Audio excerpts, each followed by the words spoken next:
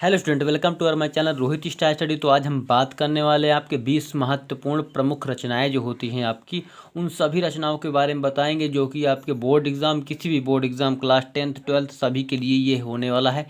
तो इस वीडियो को पूरा अंत तक देखिए, तभी आपको समझ में आने वाला है कि कैसे मैं यहाँ पर आपको महत्वपूर्ण 20 रचनाएं बताने वाला हूं। तो चलिए हम स्टार्ट करते हैं वीडियो को। यहाँ पे देखना, सबसे पहली जो रचना है आपकी कमल का सिपाही, बहुत ज़्यादा पूछी जाने वाली रचना है दोस्तों।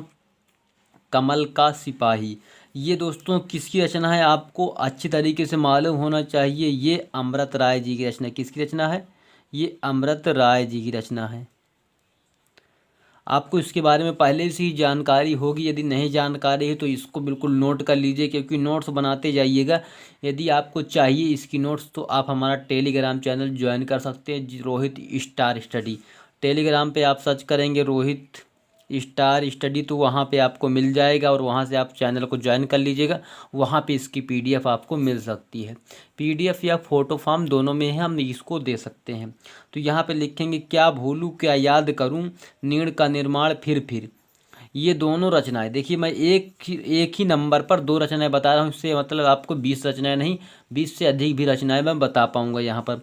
तो क्या भूलूं क्या याद करूं, ये आपको मालूम होना चाहिए कि ये आत्मकथा विधा है। कौन सी है? इसकी जो विधा है वो आत्मकथा है। कभी कभी हमें रचनाकार का नाम ना पूछकर हमें उसकी विधा के बारे में पूछता, तो इसके बारे में बहुत ज़्यादा पूछा जाता बोर्ड एग्जामों में कि क्या भूलूं क्या याद करूं किसकी रचना है, ये तो पूछा ही जाता है। और दूसरे नाम रूप से पूछा जाता है कि ये किस विधा की रचना है। और नीड़ का निर्माण फिर, तो ये दोस्तों आपकी हरिवंश राय बच्चन जी की। किसकी? हरिवंश राय बच्चन जी।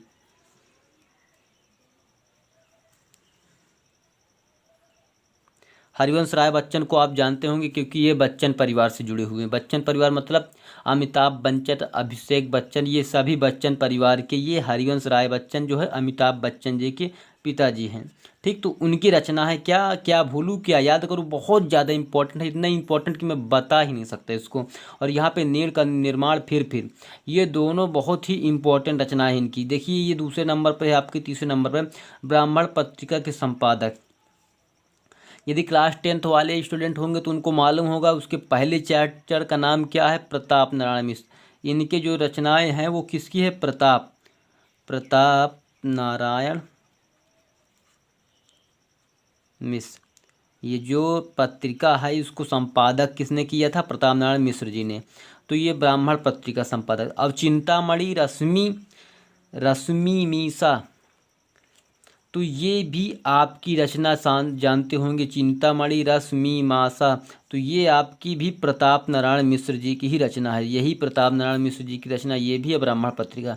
ये दोनों इतना ज़्यादा पूछे जाने वाला क्वेश्चन है, आप इसके बारे में पूरा एनालिसिस कर सकते हैं। आप कहीं पर भी प्रीवियस पेपर उठा सकते हैं, वहाँ पर देख सकते हैं कि ये बार बार पूछे जाने वाले क्वेश्चन हैं। और यहाँ पे आपको 5वें नंबर पे आ रहा रानी केतकी की कहानी। तो आप इससे भली भांति जानते होंगे कि ये ईसा अल्लाह खां की है। किसकी है? ईसा अल्लाह खां।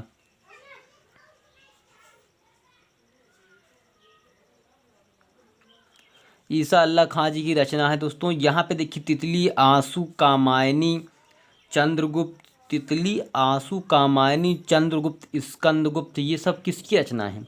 देखिए, चंद्रगुप्त स्कंदगुप्त जो है ना, ये नाटक हैं। क्या है? नाटक, बहुत ही प्रमुख नाटक हैं। तो चंद्रगुप्त स्कंदगुप्त जो नाटक हैं ये जयशंकर प्रसाद जी के हैं। किसके? जयशंकर प्रसाद।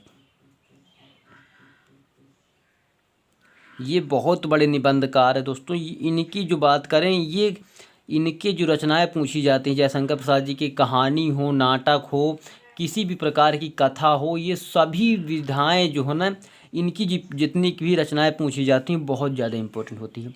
तितली हो गए, आंसू हो गए, कामायनी, चंद्रगुप्त, स्कंदगुप्त, इनकी सभी रचनाएं, ध्रुव स्वामिनी, ये सभी रचनाएं क्या है इनकी? बहुत ही इम्पोर्टेंट रचनाएं। जैसे झरना हो गई, ये सारी की सारी रचनाएं जयशंकर प्रसाद जी की बहुत बहुत ज़्यादा इम्पोर्टेंट हैं।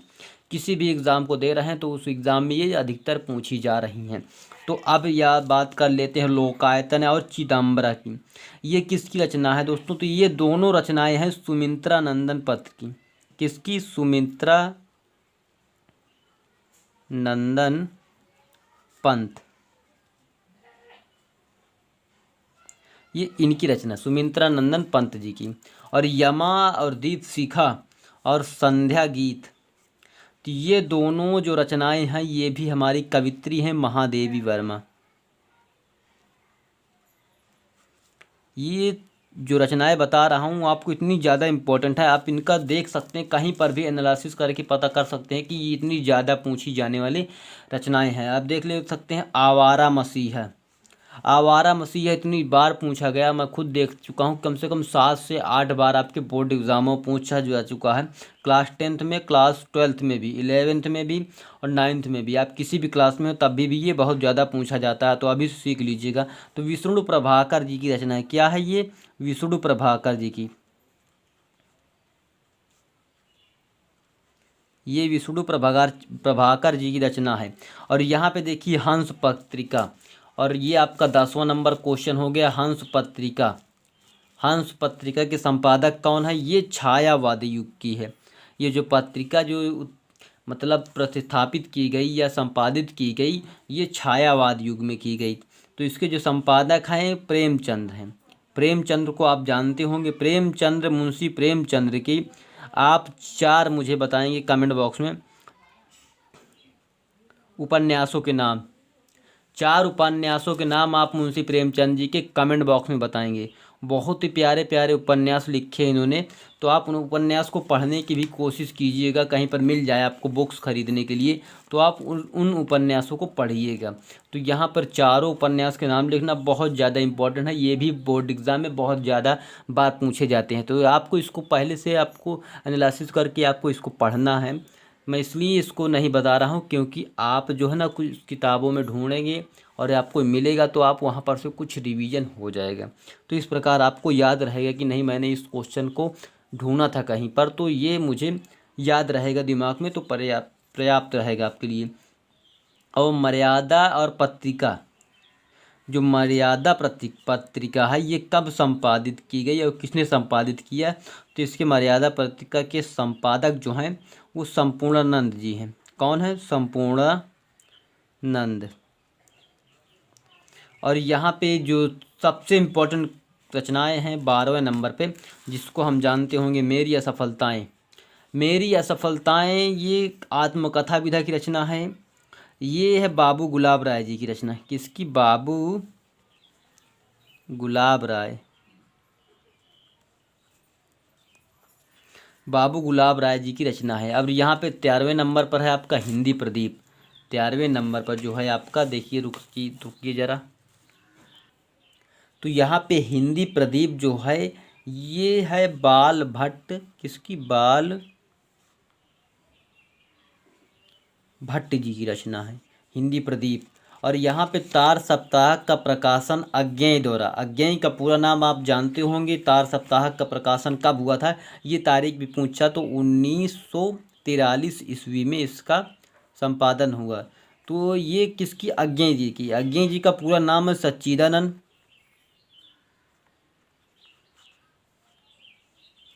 हीरानंद वात्स्यायन अज्ञेय, पर इन्हें हम शॉर्टकट में क्या बोलते हैं, अज्ञेय जी। तो सच्चिदानंद हीरानंद वात्स्यायन अज्ञेय इनका पूरा नाम हुआ, ठीक। और यहाँ पे देखिए पथ, संस्कृत के 4 अध्याय, ये भी चैप्टर बहुत ही इंपॉर्टेंट है। ये चैप्टर क्या, ये जो रचना है ये भी बहुत ही इंपॉर्टेंट रचना है, संस्कृत के 4 अध्याय। तो इनको जो है रामधारी सिंह दिनकर जी की रचना है। किसकी, रामधारी सिंह दिनकर। इनको जो शॉर्टकट नाम से जाना जाता है वो दिनकर नाम से जाना जाता है, क्योंकि हर किसी का शॉर्टकट नाम होता है, भाई इसको याद कर लीजिएगा क्योंकि हम पूरा नहीं याद कर पाएंगे, ठीक। तो शॉर्टकट नाम याद करेंगे तो जल्दी से याद हो जाएगा, रामधारी सिंह दिनकर। और पथ के साथी, जो पथ के साथी हैं ये किसकी रचना है, ये महादेवी वर्मा जी की रचना है।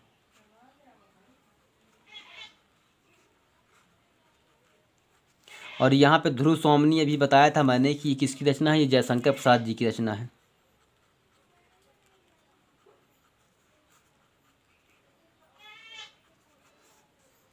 और यहाँ पे प्रेम सागर और सुख सागर रचना, ये 18वें नंबर पर है। प्रेम सागर और सुख सागर ये हमारी है लल्लू लाल की।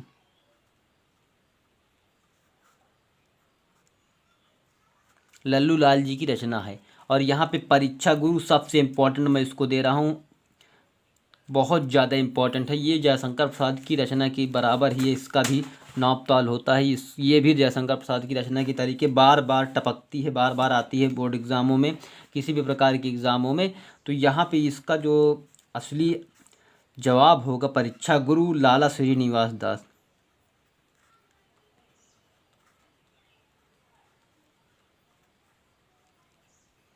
और लास्ट में 20वें नंबर पर बहुत सारी रचनाएं लेके आया हूँ, जिसमें 3 रचनाएं हैं। एक मेघदूत, एक रघुवंश, एक शकुंतल। शकुंतल ये अनुवाद जी की रचना है। मतलब ये अनुवाद, इसमें जो विधा है वो अनुवाद है, ठीक। ये कोई मतलब रचनाएं नहीं है, ये विधा अनुवाद जी से लिया गया है। तो ये जो रचना है तो ये राजा लक्ष्मण सिंह इनकी रचना है। राजा लक्ष्मण सिंह की रचना, ये आप पहली बार सुने होंगे, तो मैं भी इसको ढूंढ कर लाया हूँ कहीं पर से। तो आप इन सभी रचनाओं को याद कर सकते हैं, बिल्कुल आसान है, बिल्कुल आसान। आप इन सभी रचनाओं को याद करके और बोर्ड एग्ज़ाम में अच्छे मार्क्स ला सकते हैं। तो फिर मिलते हैं एक नए वीडियो में, जिसमें हम कुछ नए टॉपिक के बारे में बात करेंगे। यदि आप क्लास 10th में हैं तो आप हमारे साथ परमानेंट जुड़ सकते हैं, क्योंकि क्लास 10th की तैयारी यहाँ पर रोज़ होती है, ठीक। रोज़ एक नया नया वीडियो जिसमें नई नई बातों को सिखाया जाता है, ठीक। तो फिर से मिलते हैं एक नए वीडियो में। जय हिंद, जय भारत।